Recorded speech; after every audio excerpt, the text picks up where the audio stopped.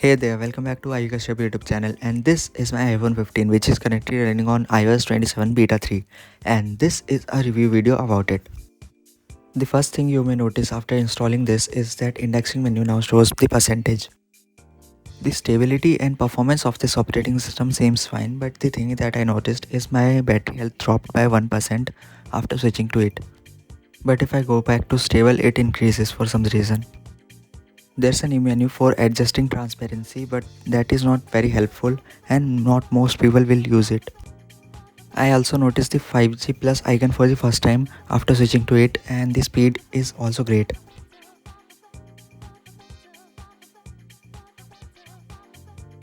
Although the download speed is great, the upload isn't.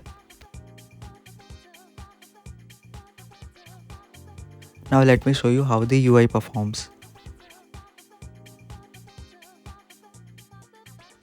Now about the camera.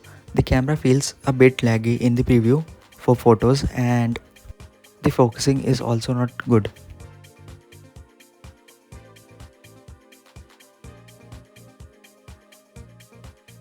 Most of the apps are also updated in this operating system by default, for example Apple Music, which is also upgraded to beta. Apple has also changed most of the icons. If you can see, it is now almost flat, just like iOS 17 or 18. The battery backup, stability and performance of this operating system seems fine. The only issue that I found is typing. For example, when I'm typing, it feels a bit laggy. Also, you may know that we don't have select all button as of now. For me, typing seems very slow for me compared to stable versions of iOS. Let me paste what I just copied in notes and then I will type some more stuff.